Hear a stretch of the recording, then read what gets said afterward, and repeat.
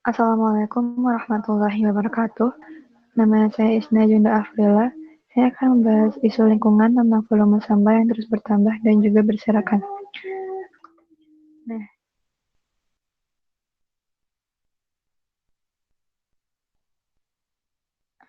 di sini saya telah mengambil beberapa foto yang menggambarkan sampah yang banyak dan juga berserakan. Nah, eh, sampah ini ada beberapa sebabnya, yaitu belum adanya sarana tong sampah di lingkungan sekitar. Karena belum tersedianya tong sampah membuat masyarakat bingung harus membuang sampah di mana. Kemudian masyarakat yang belum menerapkan sikap membuang sampah pada tempatnya. Ditambah lagi dengan tong sampah yang belum ada dan juga masyarakat belum memiliki kesadaran akan harus membuang sampah pada tempatnya. Mereka cenderung hanya memikir kebanyakan dari mereka cenderung berpikir untuk hanya membuang sampah ya buang sampah saja seperti itu. Kemudian masyarakat belum memiliki kesadaran akan pentingnya pengelolaan sampah yang baik. Nah, menurut saya sepertinya ini hampir sama namun berbeda dengan yang sebelumnya. Nah, pengelolaan sampah ini maksud saya adalah untuk membagi sampah berdasarkan jenisnya. Masyarakat itu cenderung hanya membuang sampah itu jadi satu saja. Mereka belum membagi-bagi masyarakat belum membagi-bagi jenis sampah seperti itu. Jadi jadi sampah akan hanya terkumpul dan jadi tidak bisa misal ada sampah yang bisa digunakan seperti plastik atau kaca seperti itu. Nah, itu kan masih bisa digunakan. Nah, masyarakat itu jika malah disatukan dengan sampah-sampah seperti sampah makanan atau sampah organik lainnya, itu akan menjadi tidak berguna seperti itu. Dan hanya akan membuat volume sampah semakin bertambah. Nah, kemudian masyarakat yang mementingkan diri sendiri. Masyarakat cenderung hanya mementingkan diri sendiri, yaitu misal contoh, ada orang lain yang membuang sampah sembarangan. Nah, kemudian ada orang lain lagi yang melihatnya. Mereka cenderung berpikiran seperti ini. Itu sama mereka, jadi mereka yang harus mengurusnya seperti itu. Kemudian ada akibatnya pula dari sampah yang terus bertambah dan juga berserakan ini. Nah, akibat yang pertama yaitu pencemaran tanah. Dengan membuang sampah sembarangan dan juga tidak melihat itu sampah jenis apa seperti itu. Kalau misalnya sampah organik itu mungkin masih bisa teruraikannya, tapi jika sampah seperti sampah plastik itu kan sulit untuk terurai. Nah, itu akan mengakibatkan pencemaran tanah. Uh, Sekarang juga apa namanya cacing tanah itu sudah lumayan sulit untuk dijumpai. Nah, itu salah satu dampak dari pencemaran tanah. Kemudian merusak estetika. Dengan sampah yang berserakan tentu akan mengganggu pemandangan dan juga sudut pandang dari orang lain juga akan terlihat tidak enak untuk dilihat seperti itu. Kemudian menjadi sarana penyakit. Nah, tunggu sebentar.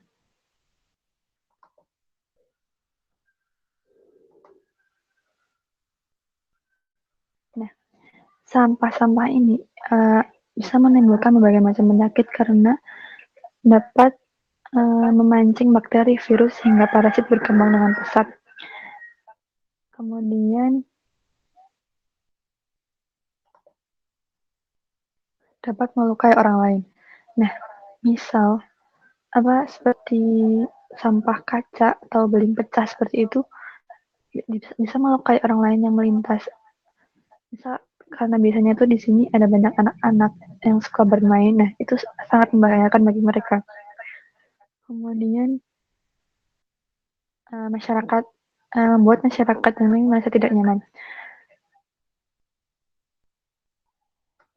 Nah, dari yang telah saya amati, saya menemukan beberapa solusi yang dapat digunakan untuk mengatasi masalah volume sampah yang terus bertambah dan juga berserakan ini. Yang pertama adalah melakukan kerja bakti membersihkan sampah. Nah, hal yang pertama yang menurut saya harus dilakukan yaitu kerja bakti dengan membersihkan semua sampah yang ada agar langkah-langkah berikutnya dapat diambil untuk mengurangi volume sampah tersebut. Nah, kemudian setelah melakukan kerja bakti, kita dapat menyediakan tempat sampah di lingkungan sekitar. Karena lingkungan sekitar sudah bersih, maka kita harus memerlukan tempat sampah untuk keadaan setelahnya sehingga masyarakat dapat mulai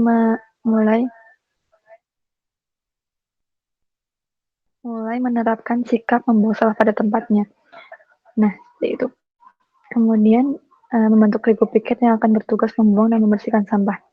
Nah, jika sudah tersedia tong sampah, maka kita harus membuang dan juga membersihkan sampah tersebut juga.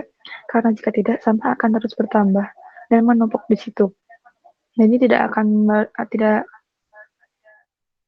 berguna jika hanya menaruh tong sampah dan tidak membuangnya juga. Nah, kemudian membuat program bank sampah. Nah, program bank sampah ini sebenarnya lebih ditujukan ke sampah rumah tangga. Nah, misal setiap rumah pasti memiliki sampah.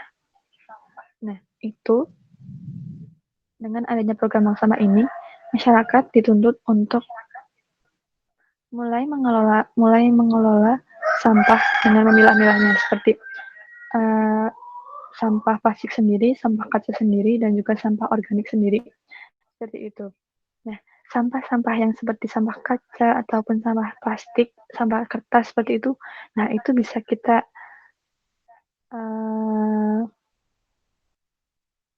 berikan kepada bank sampah yang nanti kemudian dapat menghasilkan uang. Nah, dengan langkah seperti ini, kita bisa mengurangi volume sampah yang tadinya itu semuanya tercampur. Nah, akan jadi berbeda. Nah, kemudian langkah berikutnya, mensosialisasikan kepada masyarakat tentang pentingnya mengelola sampah dengan baik dan benar. Nah, dengan adanya sosialisasi ini diharapkan masyarakat memiliki kesadaran yang tinggi untuk mulai membuang sampah pada tempatnya dan juga mengelola sampah yang baik dengan baik.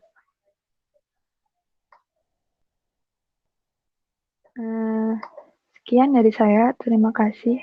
Wassalamualaikum warahmatullahi wabarakatuh.